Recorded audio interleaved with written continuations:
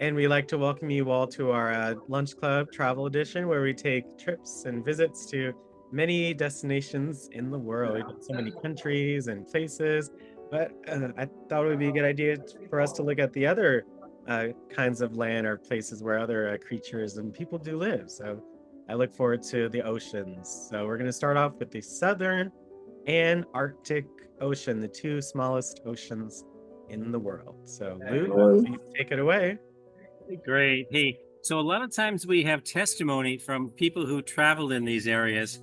We're pretty hard pressed to find anybody who's traveled to the Southern Ocean. But Alex, I just checked my text messages, and the only person I know who's ever been to the Southern Ocean and Antarctica is my friend Steve Popovich. And Steve just texted me, or I just found the text. He's willing to join the call. Now, he won't lead the call. I'll lead the call, but it would be nice to get some comments from him. So, Alex, if you wouldn't mind, can you forward the meeting link to, Steve's email address? I think you have it. Yeah, yeah, and then he can watch and say some words like at exactly. The Same as we all always come. He has to leave in about 15 minutes anyway, so he won't be on long. Oh, okay. So I'll do that while the video is playing. All right. Well, here we go, folks. The Southern Ocean. How exciting. I've heard that it's the only thing I know is it's the most dangerous, turbulent, violent, cold, nastiest ocean on Earth. So let's hear more. Mercy. All them adjectives. I can't wait. I can't wait. Let's go. So let's talk about setting the stage initially, the challenges in the future, exciting, life in extreme environments, that's for sure. And then an overview looking ahead. So without further ado, Alex, take it away. Okay. Great. So let's talk about setting the stage. Oh my, that's a nasty looking place. Oh my goodness. Okay. Yes. But this is Arctic. This is the wrong pole. Anyway, go ahead. That's okay. It all looks the same. Yeah, let's take a look. Arctic Ocean. Let me just make sure. All right. Please text him and let him know I sent him the link to his email. Okay, thanks. Actually, Lou, I think it would be good to kind of maybe start off with an overview. Usually we end with it, but I think it would be just good to kind of read about it. So since we're looking at the Arctic Ocean, let's just take a look at a little bit of this article with some pictures. So do you mind reading this for us? Sure. So the Arctic Ocean explained. The Arctic Ocean may be the world's smallest, but it's becoming a critical region as climate change warms it more quickly than anywhere else on Earth. The Arctic Ocean is the Earth's northernmost body of water. It circles the Arctic and flows beneath it. Most of the Arctic Ocean is covered by ice throughout the year, though that is starting to change as temperatures climb. Pale and stark on the surface, the Arctic Ocean is home to stunning arrays of life. Though it's the world's smallest ocean, spanning 6.1 million square miles, the Arctic is now receiving unprecedented international attention. Scientists are racing to understand how warming temperatures will alter the Arctic Ocean's waters, and by extension, the rest of the climate. And world leaders are racing to control newly open waters. So that's the whole thing with Greenland. Arctic Ocean is warming faster than anywhere else on Earth and feeling the onslaught of climate change. So who exactly lives there? Well, the US, Canada, Greenland, Iceland, Norway, and Russia all have territories that reach into the Arctic Ocean. About 4 million people live in the Arctic region. Many of them are indigenous groups that thrived for millennia. To survive the harsh climate, many of the region's people rely on ocean's bounty to sustain their livelihoods. This includes fishing, sealing, whaling, and other activities. The Arctic's otherworldly landscapes are also increasingly drawing tourists to the region. As once impenetrable sea ice becomes less stable, the Northern Hemisphere countries have begun to take greater interest in the Arctic as a path for shipping lanes, military presence, and commercial opportunities, particularly oil and gas exploration. Wow. Look at the ocean life. Let's take a look at some. Okay, so Lou, I joined. Hi, it's Steve Popovich. Yes, hi, Hey, Steve. Steve. How are you? Hey, Alex. Good to see you again, buddy. Good to see you again as well. We were just reading from National Geographic a bit about the Arctic Ocean, and here are some pictures that we're going to showcase. And here's the caption too. So this is a polar bear watching her cubs in the Hudson Bay in Canada. So Their Alex, population's so in decline. and Steve, I may have given you some misinformation. Alex, are we talking about the northern then, the Arctic Ocean, not the Antarctic Ocean, the Yeah. southern? Yeah, so southern is the Antarctic Ocean. Southern Ocean is the Antarctic Ocean in the south. The Arctic Ocean's in the north, around the North Pole. And will we be covering the Antarctic Ocean Both. on this Both. call, or is that later? Both of them. Oh, hopefully. Okay, No, we're good. doing both of them today. Yes. Nice. All right. Yeah. Well, Steve, sit tight here. We'll get to the Steve has been to the Antarctic Ocean, and he'll comment on that when we get to it. Yes, yes. But look So at that here's polar bear jumping. nice, beautiful. A Wow, a look at red that, fox- folks. That's what a fox? Is that an red Arctic fox fox? noses with a polar bear in the Hudson Bay. Look at that. Look at that. Wow. I've Beautiful. never been to the Hudson Bay. I always wanted to go. Svalbard. Where is that? I mean, that's this. Look at the water. I They're think kind of Steve, have you been to the Hudson Bay given your wife's job? Oh, Norwegian. No, I have not been Hello. to Hudson's Bay. She has, but I haven't. Okay. Oops. I mean, look at these beautiful pictures. In Canada, a polar bear swimming in Canada. Wow. And seniors, you can react as well. Oh, look at that. Two polar bears face off each other. Look at Are that. they kissing? No, they're They're fighting. fighting. Yeah, I see that. Facing off. They are. Look at that sky. I mean, wouldn't that be an amazing view? And you all know that that's the most dangerous land predator on Earth is the Mhm. polar bear. Oh, It's bigger than it's bigger partially than the grizzly in- bear. Carcass. In a polar bear bite is 5 times more powerful than a lion's bite. Mm-hmm. Mm-hmm. Wow. Yeah. CVS Whale carcass. Avenue Extra Care. I can't believe that. Hmm. Yeah. Look at that polar on his phone. That would be a sight. You're in your cabin, you see a polar bear checking out your window. Very, very dangerous animal. Very dangerous. Alex, I don't see no picture. I just see Lou. Make sure you tap on the picture and to be able to switch to the screen share. Okay, let me unhighlight Lou. Let me see if that helps out. Okay. Okay. There you go. So plankton group makes the base of the Arctic food chain. There's quite a bit about the Arctic. There's this little video right here. I'll share it so that way you can all take a look at it in the chat. But let's just read quickly about the Southern Ocean. Just a few paragraphs here, Lou. Sure. Now we're jumping to the complete opposite end of the Earth here, the Southern Ocean. And this is what I was mentioning is well renowned as the most dangerous, violent, coldest, you name it, ocean on Earth. So the Southern Ocean surrounds Antarctica and is therefore also called the Antarctic Ocean. Its waters were formerly considered to be the southern portions of the Pacific, Atlantic, and Indian Oceans and their tributary seas. In 2000, the International Hydrologic Organization, a leading authority on oceans, designated the waters within a certain distance from Antarctica as a separate ocean. Well, that's interesting. Hmm. Most countries recognize the Southern Ocean as the fifth ocean. So the Southern Ocean is the only ocean that encircles a continent. Mm-hmm. Accordingly, well, that's an interesting thought. Mm-hmm. Accordingly to working measurements that have not yet become official, the Southern Ocean extends from the coast of Antarctica to 60 degrees south latitude. So that's pretty far south, which is just north of the Arctic Circle. The Southern Ocean is the second smallest ocean. Only the Arctic Ocean, which we just learned about, is smaller.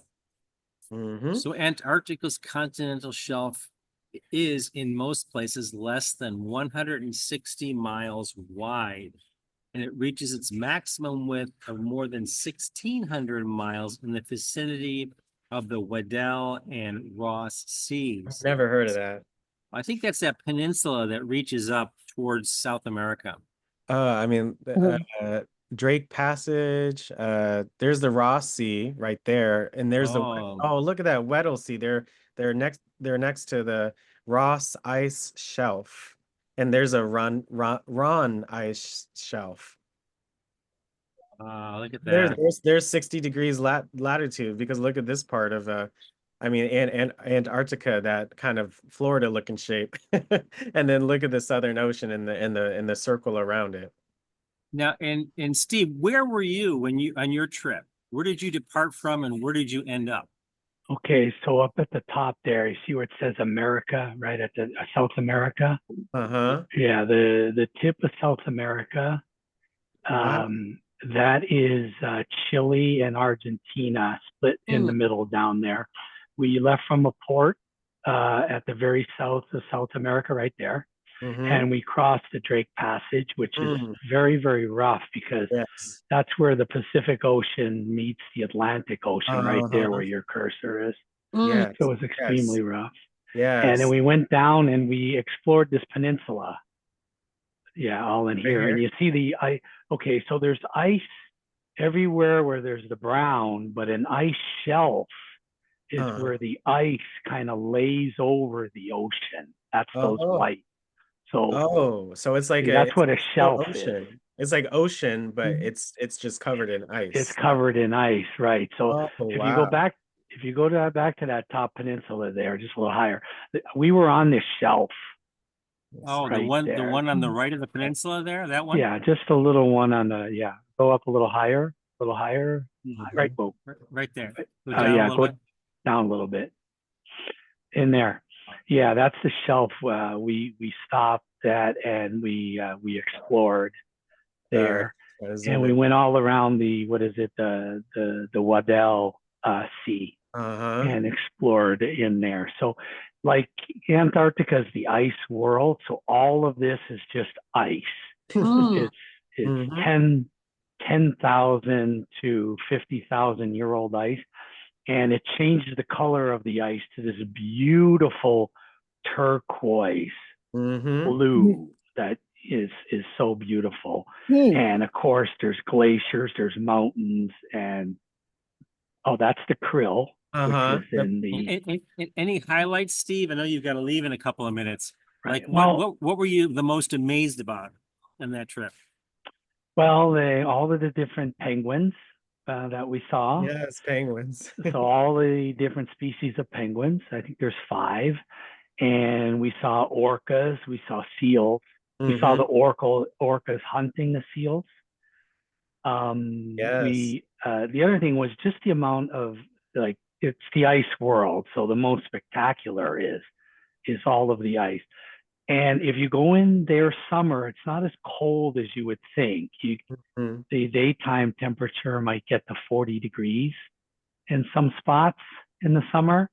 So, like, it's bearable in the summer, but in the winter, it's all dark and very cold. So, but it is a trip of a lifetime if you can ever wander down that far. I don't know if you have any other questions. Yeah, Steve, sometimes we talk about costs on the trip. Do you mind sharing, like, how much does it cost per person, roughly, to take a trip like that? I think with the airfare, and you're down there 3 weeks, and all the guides and all the boats and everything, it's about $15,000 a person. Oh my, yes. I knew it was going to be a lot. Yeah. Show us some video here, Steve, of the Southern Ocean. That's the Drake Passage. That's what it's like. Look at that, y'all. This is where the oceans meet, as you said, right? Yeah. It's really wild. And you were on a big ship, right, Steve? Yeah, we were on a ship. It was an ocean explorer ship, and it had scientists on it. And we were doing some citizen science on it, like measuring the krill. We were searching for microplastics in the Southern Ocean and those type of things. So we were helping the scientists record. Oh, microplastics, Steve. That's amazing. Hopefully you got Dow to cover a little bit of that then. Oh, I did. And I did. I actually, actually did some measurements and recordings and reported back. Nice. I know it might be kind of sad what you recorded, like because it's not everywhere, but it's really becoming Well, we found a lot in the Southern Ocean. Oh, wow. It's Said a sad. lot. Oh yeah, it's already down there, and a lot of it. Oh, in the ice, right, too, or probably. Well, no, not in any ice. We were searching for it. We would get on these little Zodiacs, and then we would drop these little containers down about like 20, 30 feet, and we'd take a sample and come back to the boat where they had microscopes. And we would search a couple of drops of the water, and for the microplastic. But before that was the ocean currents, and yeah, it's not quite that rough. Yeah, I know. But Yeah, this is a smaller boat. We were on a big ocean explorer, so we were being tossed around, but not quite that much. right there. It looks like the people in this video are going through it. I mean, look at those Yeah. waves. I mean, because Unreal. you saw the well, it's true, like how the what did they show where the current kind of works this way? Yeah, where- right around there. It goes around. There it is. yeah. The current flows right around. When you talk about things maybe that was amazing is the birds. Uh-huh. So I want to just tell folks here about the albatross and some of the birds. Some of the birds, they live at sea, and some of the birds, like, they don't land for like 2 years. What? Like, That's yeah. crazy. So okay, and so then you go, well, how is that possible? How could a bird not land? Well, when you see those waves, the birds, as the waves rise, there's a bit of pressure rise up into the air, and all they'll do is they'll float Yeah, on float those by. waves and not do any wing movement at all. Uh-huh. That's Like cool. a hot air balloon. That's right. Correct. Yes.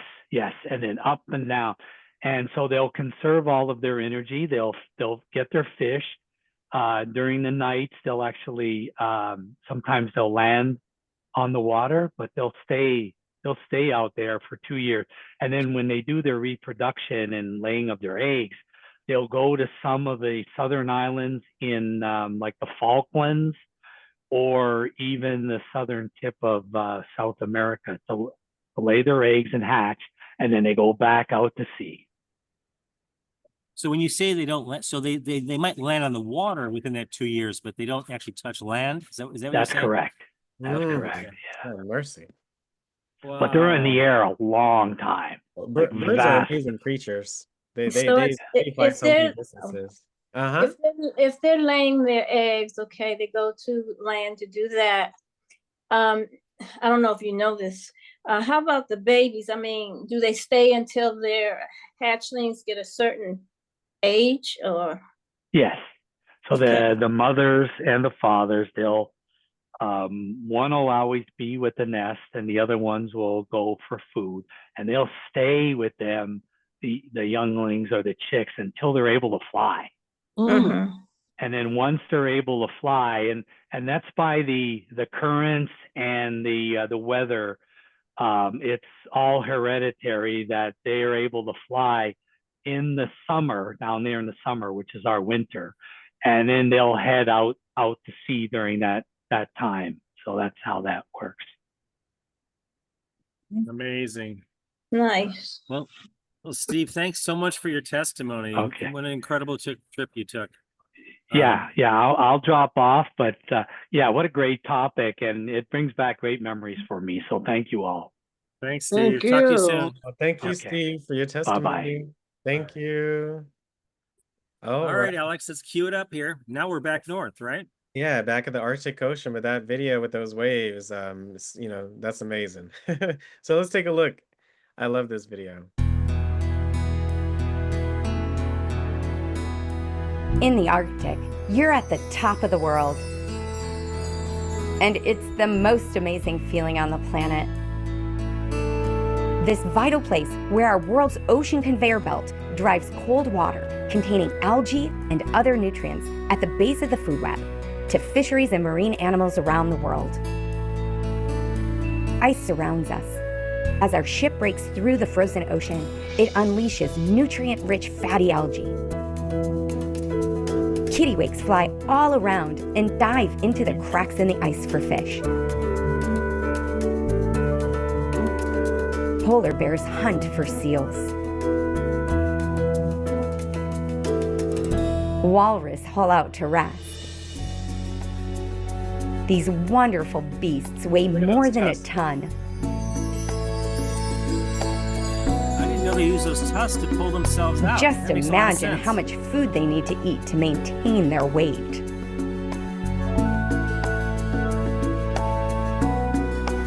Blue whales, the largest animals on the planet, have been coming here to feed for millennia. Their baleen filter krill. Reindeer shed their winter coats in the summer months. Oh, look at those reindeer. The tundra has no trees, yet supports many animals. These images allow me to show you things that you might have only read about, or that you do not even know exist. Everything we see above the surface in this extreme place is connected to what happens below the ocean surface.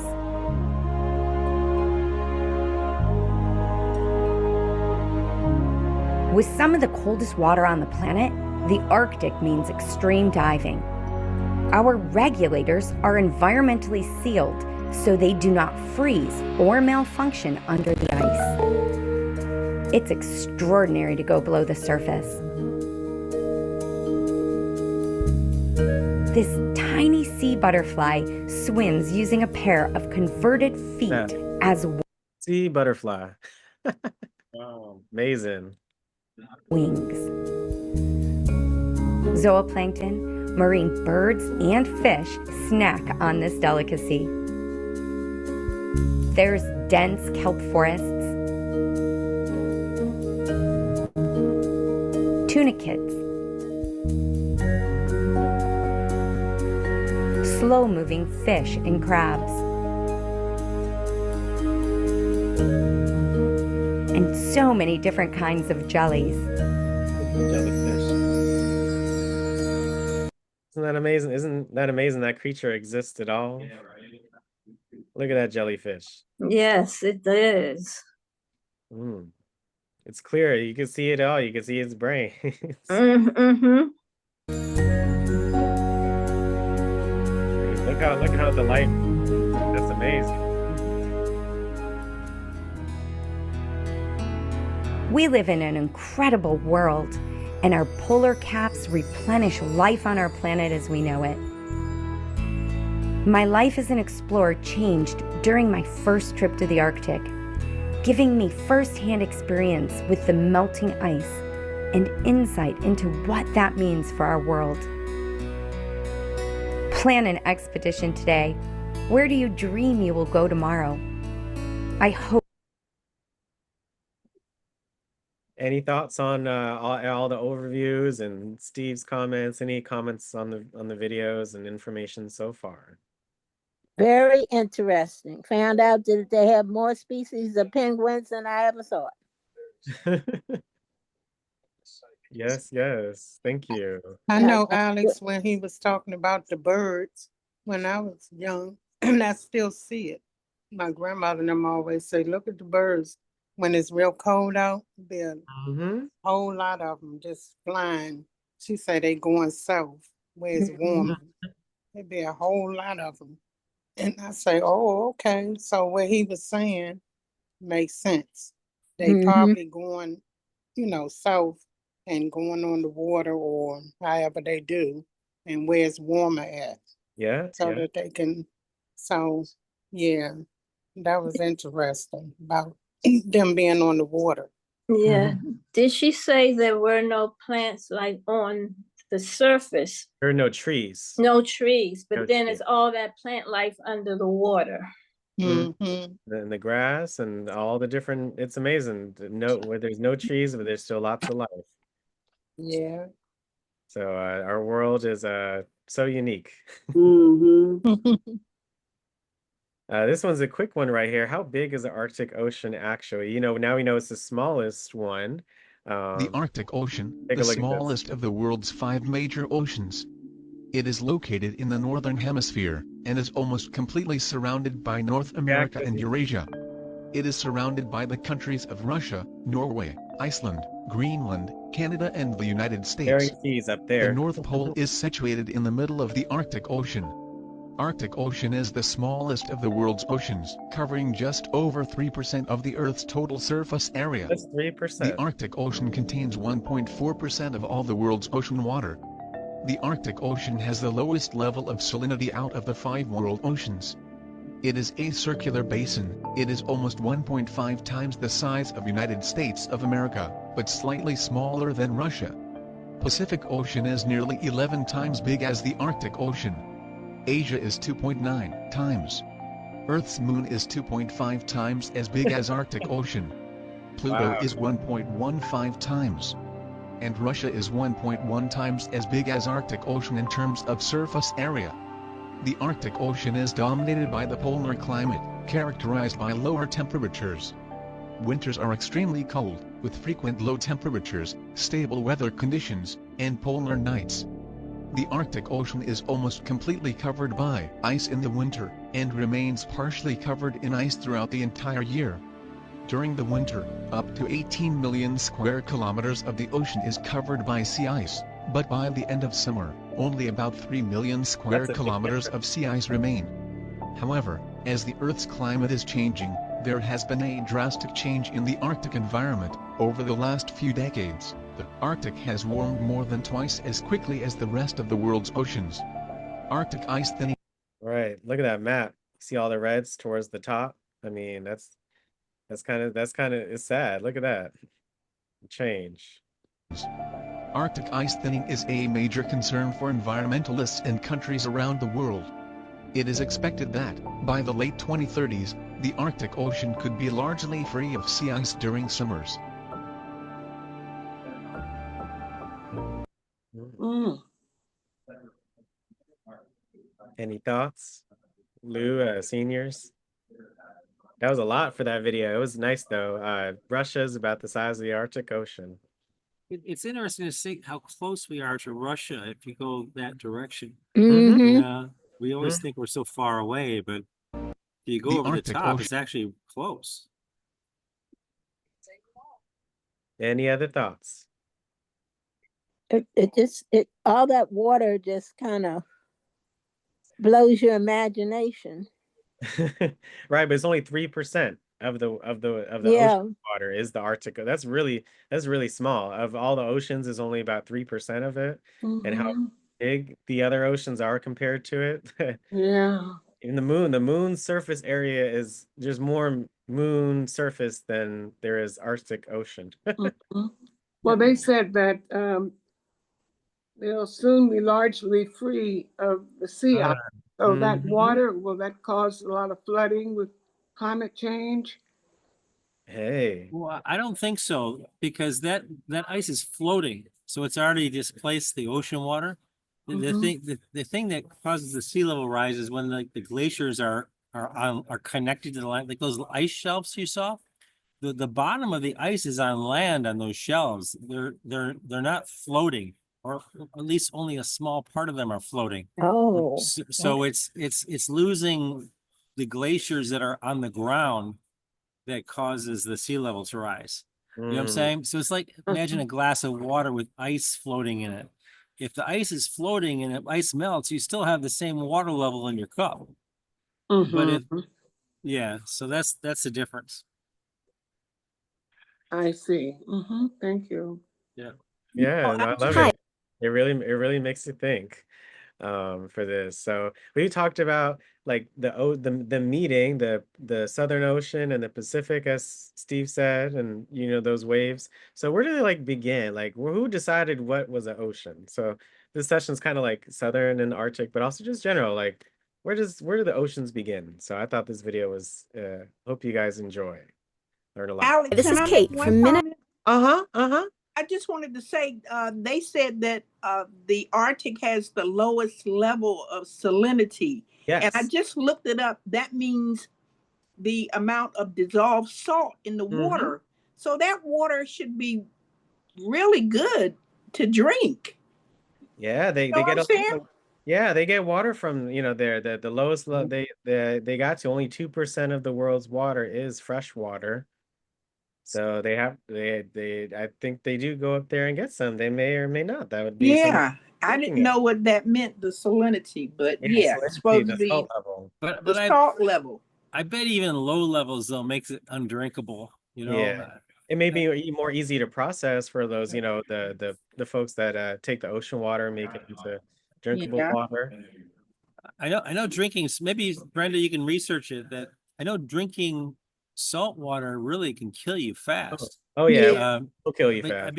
I'd be curious what's behind that, because you think it wouldn't, but it does. It Yeah, really takes the moisture out of you. Like it's yeah. right. That's a good topic to think of. I never thought of it in our drinking water and just solutions, right? Yeah. And another thing, I saw a program about these soldiers their ship went down and they went in the water and they drank the water, and the water had a lot of salt in it and it made them delusional. They kind of lost their mind. This was a while back. Yeah, I saw this a while back, because they're saying that you shouldn't drink the ocean water, but their ship went down. So, what could you do? They had to have something. So, I just Googled it. It says drinking large amounts of salt water makes you sick because your kidneys cannot process high volumes of salt. To flush the excess salt from your system, your body must excrete more water in urine than you drank, leading to dangerous dehydration, nausea, and vomiting. So Alex was right. It actually dehydrates you right. rather than hydrates you. Yep, that's what salt does. It takes the water away. So next time you guys are finding yourself swimming out in the middle of the ocean, don't drink the water. All right, Lou. We'll keep that in mind. So let's see. Where does one? Thank you, Brenda. That was great. And one ocean end and another begin. Earth. Okay. Earth's ocean water, all 140 million-ish square miles of it, is all interconnected, which becomes really clear when you look at the world like this. Technically, our planet only has one ocean, the giant, not so creatively named World Ocean. But that makes it hard to talk about different parts of the ocean on different parts of the planet. It makes sense to split it up, but how do you divide a continuous body of water? Since we humans have a habit of making things all about us, historically we have divvied up all that water based on our own perceptions. For example, centuries ago, Western seafaring routes clustered in certain areas, like between Europe and North America, and Western Africa and South America. As a result, we thought about these areas as separate oceans. But the problem with dividing up water based on our worldview is that our worldview is, well, fluid. As our routes diversified and our horizons widened, we began to recognize just a single Atlantic. The same thing happened elsewhere in the world, and we ended up with 4 big blobby oceans. There you go. 4 big blobby oceans. Outlined mostly by land. To deal with parts that aren't outlined by land, we, well, specifically map makers and government organizations who like things cut and dried, took the sticky outiest bits of land and extended lines straight out from them. Boom, problem solved. We now have clearly defined oceans. But here's the thing. The bit of water at the very edge of, say, the Indian Ocean is no different than the bit of the Pacific Ocean just next to it. In fact, those 2 bits of water are more similar to each other than they are to other bits of water in their own respective oceans. So while these boundaries may be clear and convenient, they don't really say much of anything about the oceans themselves, which seems kind of important. Maybe we should use what we actually know about oceans to divide them. If we look at, say, their saltiness, or the currents that drive the top layer of water, ye olde division into 2 Atlantics actually makes sense. But if we consider geology, underwater ridges actually cleave the Atlantic into east and west. And sea surface temperatures suggest we throw out the continents as boundaries altogether. So even science doesn't seem to have a clear answer on ocean divvying, except in one case. The water surrounding Antarctica, Goes the southern ringed by a strong east-flowing current and a convergence zone where frigid polar water collides with warmer, saltier water from the north, the so-called Southern Ocean is different in pretty much every way from the water that is essentially right next to it. And while it isn't officially deemed an ocean by the world's ocean deeming body, it seems like the only bit of the world ocean that we can actually justify separating out. All those other divisions just don't seem to hold water. Okay, so dividing up the oceans in a way that's both Any thoughts?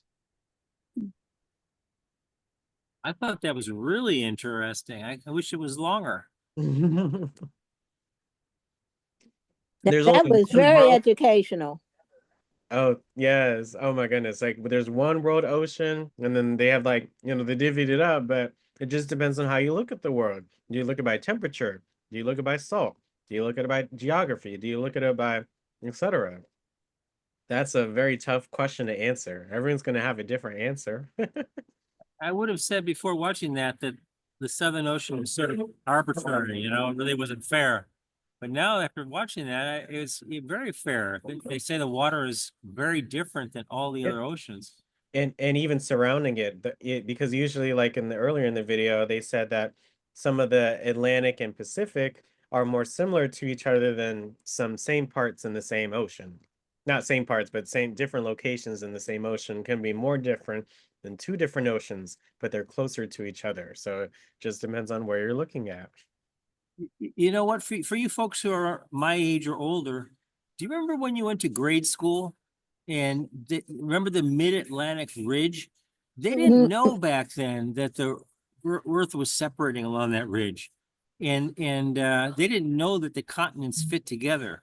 If you got rid of squeeze that ridge back together. Do you remember that going to school? They didn't Yeah, I know that. do.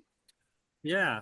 Yeah, we had to cut a map up and then puzzle it together. But they didn't really know that it wasn't a fact back then that the ocean was separating. It was just coincidence that Africa fit with South America and Europe fit with North America, Oh yeah, at one point, Pangea and all that stuff, and just how the Earth started, millions of years ago, and then how they're separated, and how one day, we may not have this or this will be next to this. So, and it's just amazing. I mean, Earth has been But always. Allison, when we went to school, we weren't taught that when we were little kids because they didn't know that. They didn't. They didn't know a lot about science or geography or atmosphere or any of that stuff. Yeah. Well, I'm happy I learned it. I loved learning about it. I loved it. You're younger than us. Interesting. Don't rub it in, Alan. All right. I think this is just some videos. So let me turn this. I'm literally just looking at life in the deep Arctic Ocean. I'll speed this one up, but Is that a pumpkin there? Is that a Halloween thing? Your oohs and ahs. So look at that. Ooh, look at that. Dumbo octopus, 900 feet. It's a Halloween octopus. Wow, look at that.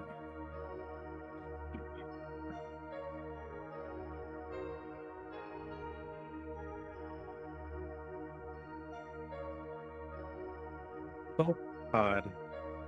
Halibut. Wow. Look at that halibut. Flounder. Wow. Let's see how many of these we can name. Little quiz. Oh, well, they're all on the left-hand side, Lou. Sea spider. Oh, shoot. Oh. Skate. Oh. Arctic skates. That looked like a ray. Let's go back real quick. Go a little slower. Wow, that was cool. Can you believe a sea spider? Like, it looks so fragile. That's nasty looking.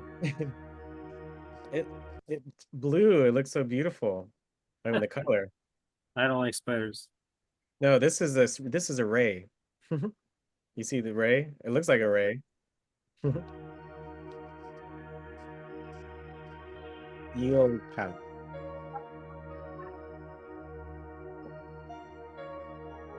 Brittle star. Oh, that's cute. That's a little starfish. Amphipod. It's like a flea. Mycid with the parasite. Oh, look at that thing living on its thing. A parasite's on it. Snailfish. Snailfish. Wow. On the Can't even pronounce that. Ula cocktail. Oh, that was a pumpkin thing you saw. It looks like a pumpkin. One of those, those micro little organisms. My goodness. Ula It looks pretty. cocktail. Atola. Oh my goodness. Look at those legs. Oh, look at the underneath of the little discs. I think that's a plankton. See how it glows up or lights up? Isn't that amazing? It feels like we're in the ocean, right, y'all? Yeah. It's sort of weird knowing that I'll never live long enough to see any of this. Oh, God. Don't say that.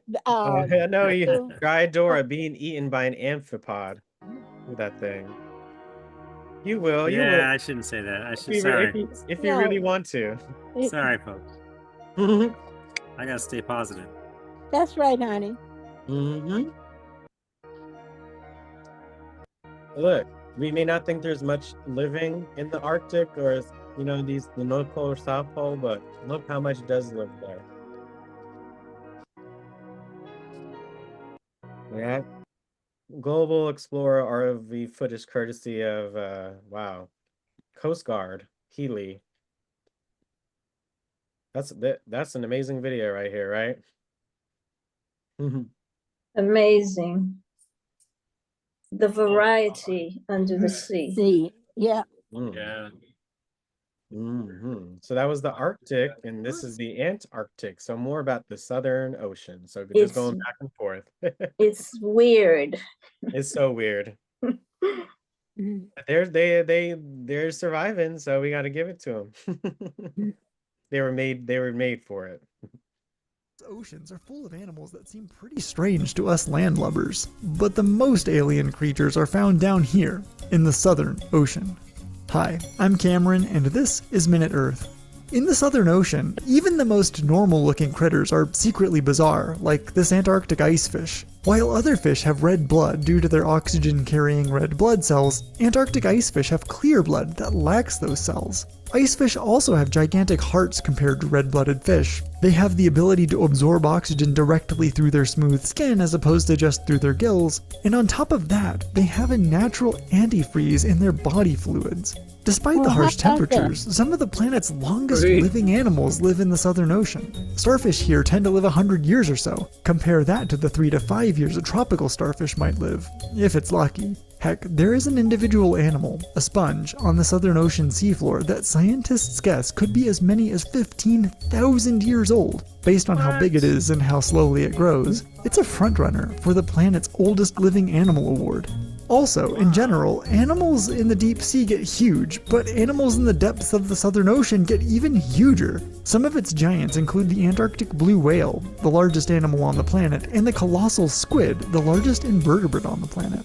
Seafloor dwellers, too, get relatively big. Antarctic sea spiders are the size of dinner plates, scale worms are the size of marine biology textbooks, and freaky 20-armed starfish reach the size of manhole covers. All of these animals that live in the Southern Ocean are weird because the Southern Ocean itself is weird. Although the Southern Ocean seems like it's connected to our planet's other oceans, its life is completely cut off from the rest of the world's oceans by what is essentially a giant circular river called the Antarctic Circumpolar Current.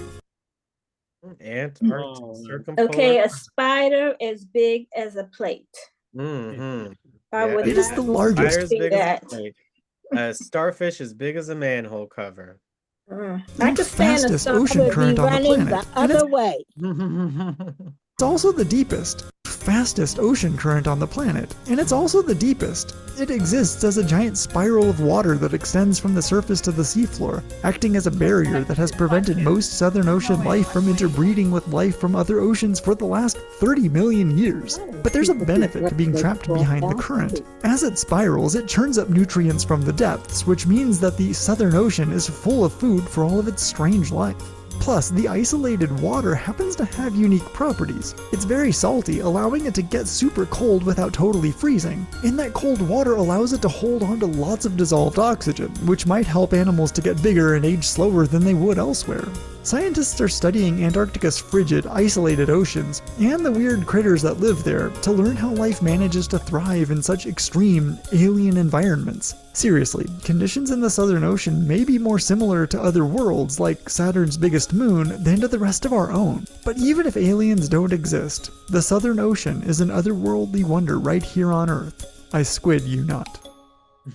We made this Oh, I wish Steve watched that video, Lou.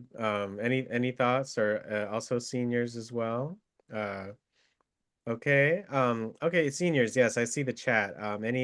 Anyone like to share any comments? I love that video. It explains so much from what we already just learned. I'm just at awe as how big the other fish's heart was compared to the one that's in the other ocean. That's amazing. Antarctic circumpolar current. There's a continuous tower of water going around Antarctica, making its own environment. The coldest environments you see will produce the biggest, most extreme environments will produce the biggest animals. Wow. Let's just take a look. Let's take a look here at some indigenous communities. So this video is from about 8 months ago right here. So as Arctic warms, indigenous communities there face dramatic changes to their way of life. So let's see. So we're back at the Arctic, y'all. The Arctic is one of the fastest warming North Pole places on Earth, another symptom of global climate change. Since the 1980s, temperatures there have risen at nearly triple the global rate. This past summer was the wettest on record, and then a heat wave in August set all-time temperature records in several Alaskan and Canadian communities. As digital producer Casey Kuhn explains, this warming is falling most severely on those who call the Arctic home. This summer in the Arctic was the wettest on record and the second warmest in more than a century. These dramatic changes, marked by the 2024 Arctic Report Card from the National Oceanic and Atmospheric Administration, or NOAA, present significant challenges for Indigenous people. This Arctic Report Card serves as an early warning sign for America as a nation that Alaska and Arctic is getting hit first and worst. And as a nation, we need to be prepared. NOAA found the Arctic, which typically traps carbon in its frozen soil, now emits more carbon than it stores. That's due to increased wildfires and melting permafrost, which both release climate-warming carbon dioxide and methane into the atmosphere. That shift, scientists say, will make climate change worse. For Native Alaskans, a changing climate means a changing way of life, says Jackie Catalania Schaefer, Director of Climate Initiatives at the Alaska Native Tribal Health Consortium, or ANTHC. We have communities that rely on subsistence foods, which is foods that come from nature. That economy is not equated into dollars, but if it goes away, it's a huge part of how people survive in the Arctic. We have communities and smaller communities that rely up to 80% on those food resources, and they're organic, natural food resources, which are being impacted by climate change. The NOAA report also found that Arctic ice in the sea continues to shrink after being on the decline for decades. September's sea ice level was the 6th lowest on record. On land, migratory caribou herds have declined by more than 60% in the last few decades. The report and Native communities say it's crucial for Indigenous groups and scientists to work together to manage climate change as it affects the Arctic. Caribou in my region is the number one meat source that we have, the protein source that we have from land animals. So therefore, it is our life source. It is something, it's no different than removing somebody who raises chickens, killing all their chickens. Catalina Schaefer says the caribou are just one symptom of a greater illness threatening the Arctic and the planet. When you look at one species like caribou, the protection of them tell a story of the ecosystem. And because they're reliant on the lichen, which has a definite connection to that underlying permafrost, which is the cooling system for the entire planet, when you look at the planetary system as a whole, it's telling a story that is a ripple effect to something else. Max Neal is manager for ANTHC's Center for Environmentally Threatened Communities. He says the 2024 Arctic Report Card sounds the alarm for a potentially dangerous and expensive future. It really just screams, take action, and there are solutions that are viable. ANTHC says federal funding for places facing melting permafrost and improved government disaster coordination are some of the measures that could help Native communities adapt to the changing Arctic landscape. For PBS News, I'm Casey Kuhn.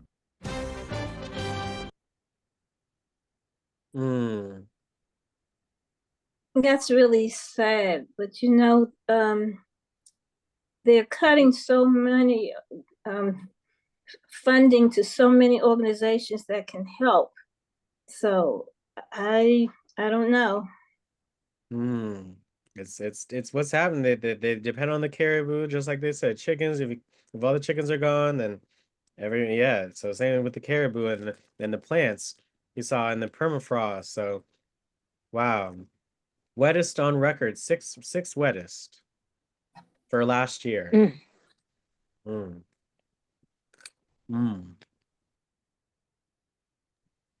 Let's look at some firsthand footage. This is from Al Jazeera, about 8 years ago. So it's a little older, but we actually get to see them in this video. So let's take a look. Inuits of Canada, that's a given. Think life in the Arctic is tough. For the Inuits of Canada, that's a given. But now they feel their way of life is under attack. Angry Inuk is a documentary by and featuring Alethea Anakuk Barron, part of a special strand of Arctic films at the Berlin Film Festival. Some of my earliest memories are of seal hunting as a family. That's them eating seal meat? It's about the Inuits' campaign to overturn a ban on the sealskin industry, something that they say is destroying their sustainable hunting culture.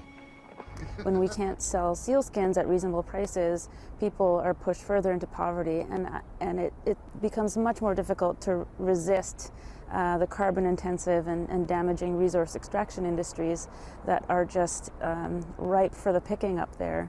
The Arctic peoples whose lives are being reflected in films here at the Berlinale carry different passports and speak different languages, but something they share is a concern about the impact that the rest of the world is having on their traditional way of life. While there's been a wave of films about the melting ice in the Arctic, the Berlinale is offering a new perspective. One film getting a strong reaction here is The Tundra Book, set in an Arctic region of the Russian Federation. It's based around an elder in the Chukchi community of reindeer herders. He's trying to make sure his grandchildren's generation gets to learn about their native culture, something that's harder and harder as they're forced to go to school far away in cities. Around the world, around the Arctic, very interesting theme, the climate change, but also the disappearing of traditional culture has the same nature, like a melting of ice, melting of permafrost. It's the same process. And part of reversing that process is making people aware, something those representing Arctic indigenous peoples here really value. Our culture are open to other world, and they see how we live, what we do, what we think, and because look at that caribou. Because our culture is a part of world culture. Oh my God. Well, many of those films make the point that world culture needn't mean monoculture, and it's gone down well at the Berlinale. Nadine Barber, Al Jazeera, Berlin.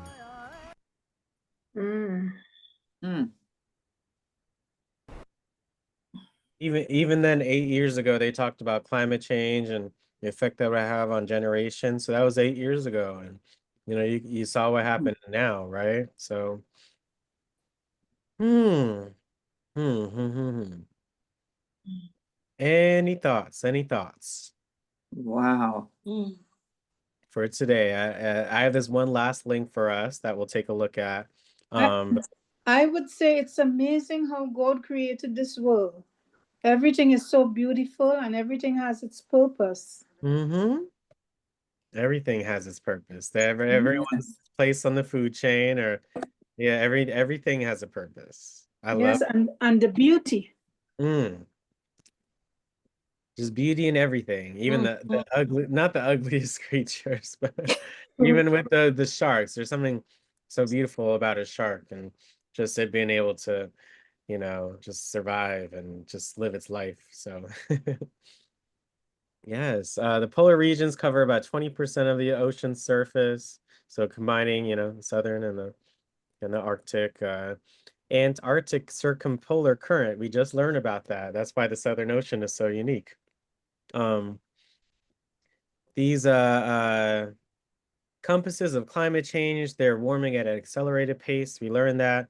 We learned about the Arctic Ocean warming 2 to 4 times faster, and it affects the Earth. For example, the melting of the Greenland and Antarctic ice sheets, which together holds most of the Earth's fresh water, represents the greatest potential contributor to sea level rise. So that's a twofold: sea level rise and our Earth's fresh water. That's, we gotta save that, right? Yeah. And it's looking more. Arctic Southern, they're different. Arctic is mostly covered by sea ice. The South Pole, the Southern Ocean, is covered by an ice sheet. That's the good way to think about it as well. Sea ice for the Arctic, ice sheet, South Pole, or the Southern Ocean, Antarctic Ocean. I love these graphics right here. Arctic and Antarctic, the worlds of the polar ocean. 10% indigenous communities, 4 million people permanently live in the Arctic. They're all being affected by climate change. A lot. They feel it more than we do.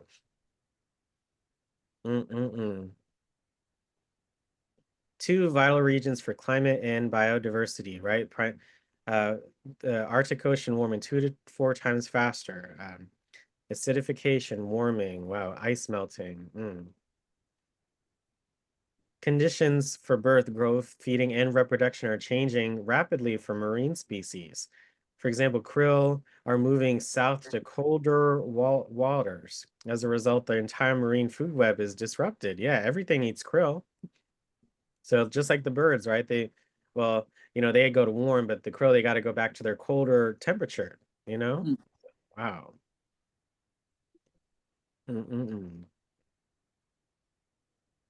And any thoughts? Any thoughts? Look at this. Look at this graphic. Isn't that amazing? Just looking at an infographics, some, don't understand. Oh, look at I love this one. So look, the left, what does it say? The North Pole on the left, South Pole on the right. So this is the Arctic right here. So Arctic, this is what lives in the Arctic. Birds, polar bears. There's the permafrost, the seals, fish, copepods. On the right, look at that. Baleen whales, orcas, seabirds, albatross. I see penguins, seal, fish, and squids. And look at the bottom here. I didn't notice. Look, the crabs, the starfish, the shells. You see how they're similar and they're different? Both have birds. North Pole has the polar bears. South Pole has really mainly the Dark penguins. Yeah, the penguins. Yeah. I love this graphic. Yeah, Wow. it's so important to look at what's this? And I think we'll end. Arctic people faced with new challenges. This was 2016. Mhm. City as a magnet. Okay, Greenland. This Greenland. Just looking through, there's just so, there's so much world out there. Mhm. All right. Again, any overall thoughts for today? But I will leave this video for you all in the chat, so please check it out. They say the question is, what happens in the Arctic doesn't really matter, right? No, it does matter. So you can click on it and watch it, and be able to even learn more. But any general thoughts for today or reactions? Again, it was a pleasure to present, and if I have fun, it was so fun to hear from Steve. That was a special treat. Mhm. It So any makes me thoughts? wonder, yes, Alex, it makes me wonder what the young people today are learning in geography, because it seems to be such an aversion to science on the part of the leadership. So like NOAA and all of this information, are the young people learning any of this? I know they're very enthusiastic about climate change and the side effects. So, but seniors don't seem to be as concerned. That's why we're talking about it. That's why I always love to share, hey, friends, this is what I show them or talked about, or this is what I learned. And that's what you do when you after our sessions, when you see some friends and you're out at church or an event, or even sitting waiting for the doctors, if you strike up a conversation, you can say you learned this, and that. And it really does help out. So I would think of it like that. If you got to say it, you got to tell more people, hey, I learned this. Isn't this amazing? There's so much out there. It's never too late to learn. Yeah, I'd like to see the curriculum of the high school or middle school people and what they're learning. I just don't know. Oh yeah. Well, I can tell you it's not a great deal, okay? Well, it's I love taking advantage of everything in school. Geography wasn't my favorite, but in my older years, I've certainly loved to love it more. So I think once you expose different things and ideas, we've had some great travel shows. I think it really makes you akin to wanting to learn more. So you talked about a lot of the lands, but we ain't talk about the sea. So, Right. it's just seeing that perspective. Hopefully it makes everything in the land kind of see it's not too different. We need the land and the sea. Thank you so much, everyone, for coming on. At 1:30, we'll be doing module 1, so a very simple module, but again, a great review, great, retention, all that good stuff. But once again, next week, we'll be looking at another ocean and life surrounding the ocean and, climate change and environmental impacts. And it was a very fun session. I feel very worldly today. I hope you all feel the same. So let's thank Lou, even though he's not on, let's thank Lou for wonderful hosting, and Steve, and I'll see you all in a little bit for a module. Okay. Thank you, Lou. Thank you, Thank you, Lou. Lou. Thank Steve. you. And And Alex. hope you daughter guys said she'd like enjoyed. to have a copy, so I told her I would send her Yes, the link to see thank this. you. Thank all of y'all. Thank you, Miss Doris, for coming. Doris, have you been sleeping? Yes, thank you. No, I've had a lot of stuff going on. I had a lot of stuff going on. Silly. It's okay. Thank you all so much. I'll see you Thank on you so much. 1:30. All righty. All See you right. soon. Hope to be around. Yes. Thank you Okay. so much. All righty now.